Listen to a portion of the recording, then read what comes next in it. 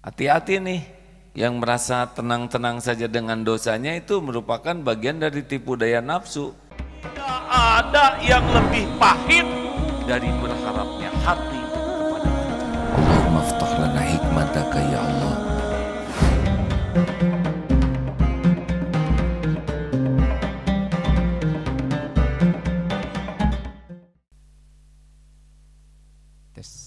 Baik, nomor 117. Kajian Al-Hikam nomor 117. La yukhafu 'alaika an taltabisa at-turuqu 'alaika wa innama yukhafu 'alaika min ghalabatil hawa 'alaika. Tidak dikhawatirkan kepadamu kebingungan menempuh jalan, tetapi yang dikhawatirkan atasmu adalah menangnya hawa nafsu atas akal dan imanmu. Jadi Allah sendiri yang menciptakan nafsu pada diri kita. Bukan keinginan kita, kita punya nafsu. Tapi nafsu ini bukan untuk dituruti, kecuali nafsu yang dirahmati Allah. Hadirin, dalam hidup ini ada 4 kejadian. Dan kalau benar menyikapinya, nafsu kalah. Kalau kita melakukan taat, kebaikan, itu kuncinya adalah ikhlas. Dan nafsu membuat kita lebih suka mengharapkan sesuatu dari makhluk. Itu ciri-cirinya. Jadi yang Allah sukai adalah ikhlas. Nafsu pasti ngarep-ngarep sesuatu dari makhluk. Apakah ingin diketahui, ingin dipuji, ingin dikagumi, ingin dibalas budi. Ini makin besar berharap dari makhluk sampai melupakan berharap dari Allah. Ini ciri nafsu. Sebab sebetulnya yang bisa memberi kepada kita itu hanya Allah. Dan makin kuat berharap ke makhluk, Allah memberikan alarm di hati kita, gelisah, tidak nyaman saja. Maka kalau hidup ini terasa sangat tidak nyaman, periksa, langsung periksa hati. Pasti di hatinya sedang berharap, bergantung, bersandar kepada selain Allah. Jual beli, kalau jual beli berharap kepada pembeli, gelisah. Takut tidak jadi beli, karena kita menganggap dialah yang memutuskan bisa membeli, bukan Allah. Dia itu hanya jadi jalan ujian bagi kita. Mungkin bawa rezeki kita, mungkin tidak. Kalau dia tidak jadi jalan rezeki, tidak jadi beli, tapi kita sudah dapat pahalanya, pahala jual beli dengan baik. Jodoh, melamar, ngarap-ngarap diterima, makin berharap diterima dari dia, makin stres. Tapi kalau Allah yang membulak-balik hatinya, kalau dia jodoh dia akan nerima, bukan jodoh nggak nerima, tenang. Sama melamar kerja juga. Melamar kerja berharap diterima, tidak ingat Allah yang menentukan yang terbaik, gelisah. Tapi kalau dia yakin sudah melamar, sudah testing, ya tinggal Allah. Kalau baik menurut Allah mudahkan, kalau tidak ya jangan. Tenang. Begitulah hadirin. Selamat bahagia bagi yang menyempurnakan ikhtiar dan berharap hanya dari Allah. Berharap dari makhluk itu betul-betul bagian dari nafsu. Sedih, kecewa, tegang, marah, dan tidak merubah takdir, kecuali membuat kita jadi dosa. Hati-hati ini, kalau melakukan kebaikan, yang disukai Allah adalah ikhlas. 2, kita akan melakukan dosa nih, bukan akan melakukan ya, maaf. Kita pasti punya dosa. Karena yang maksum itu adalah Rasulullah, para nabi, rasul. Kita punya dosa. Nah, si nafsu ini nganggap enteng dosa, seperti lalat saja. Tapi yang takut ke Allah melihat dosa itu seperti gunung yang akan roboh menimpa dirinya. Hati-hati nih, yang merasa tenang-tenang saja dengan dosanya itu merupakan bagian dari tipu daya nafsu. Aslinya, dengar hadirin, aslinya setiap kali kita melakukan maksiat dan dosa itu tidak akan kemana-mana, pasti jadi keburukan bagi kita, pasti itu. Kalau kita melakukan maksiat, mulut, mata, telinga, pikiran, tangan, terutama hati, setiap dosa itu langsung akan membuat hati kita semakin tertutup oleh noda. Makin gelap, makin derita pertamanya dari dosa itu hati kita tercabut ketenangannya. Jadi itu siksaan yang sangat tidak nyaman kalau hati sudah tidak tenang tuh hadirin.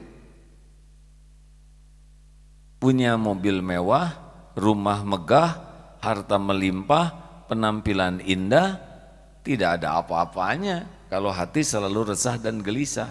Kenapa hati selalu resah dan gelisah? Pada umumnya resah gelisah itu karena memang dosa. Ada gelisah karena takut ke Allah, gelisah karena ingin diterima amal, gelisah takut jauh dari Allah, itu gelisah yang baik. Tidak semua kegelisahan buruk, tapi pada umumnya kita gelisahnya adalah untuk duniawi.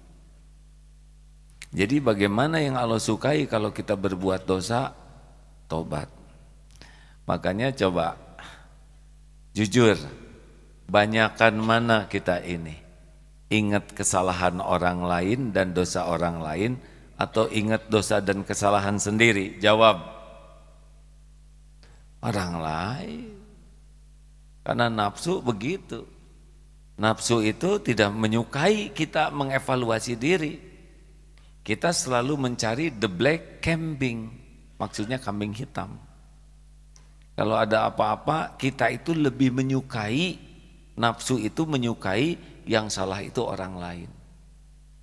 Tapi Allah itu lebih menyukai kalau kita jujur mengakui kesalahan dan tobat. Makanya disebut innallaha yuhibbut tawwabin wa yuhibbul mutatahhirin.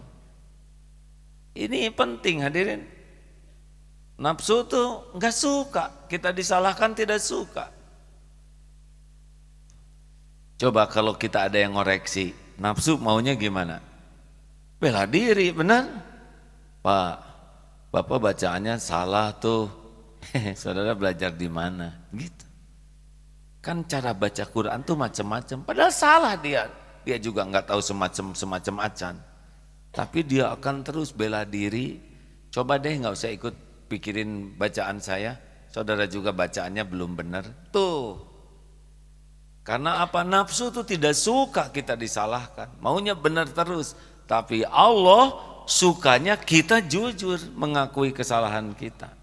Makanya sebetulnya orang yang kita perlukan itu secara syariat adalah orang yang paling bisa menunjukkan kesalahan kita, bukan memuji kita.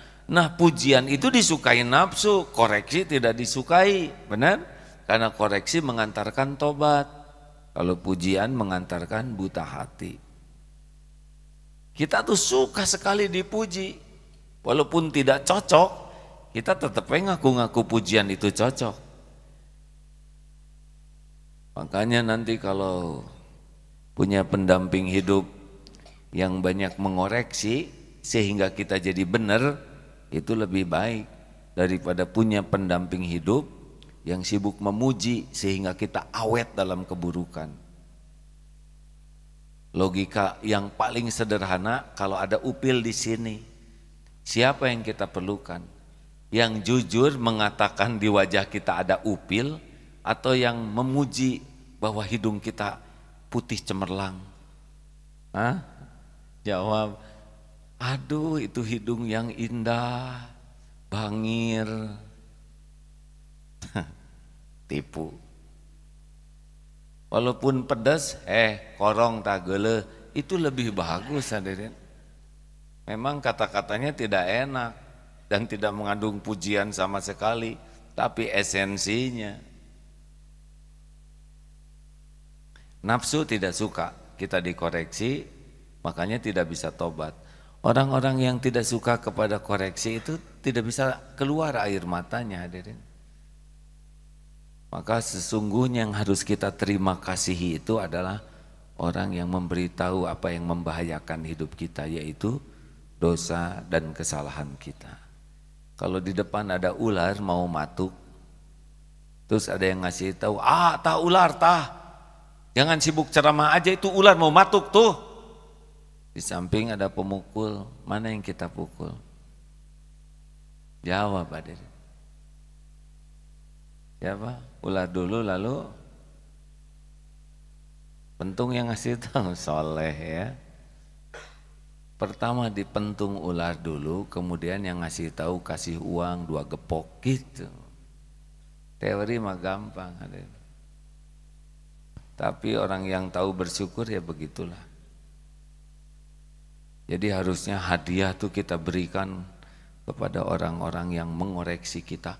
Apalagi nih ya, kalau koreksinya membuat kita jadi dekat dengan Allah. Udah. Itu orang yang sangat penting dalam hidup kita. Kamu musyrik, kamu menyekutukan Allah dengan manusia, musyrikin. Jadi sadar, jadi tobat, jadi bertauhid, dia tuh yang paling baik. Kita mah, kamu mah soleh, bahagia. Jigana kamu udah di sorga sebelum kamu meninggal. Gitu. Amit, amit, aden. Itu mah tipu daya. Nafsu menyukai orang yang memuji, tidak suka orang yang mengoreksi. Tapi keimanan, akal sehat seharusnya menyukai orang yang mengoreksi daripada yang memuji. Benar?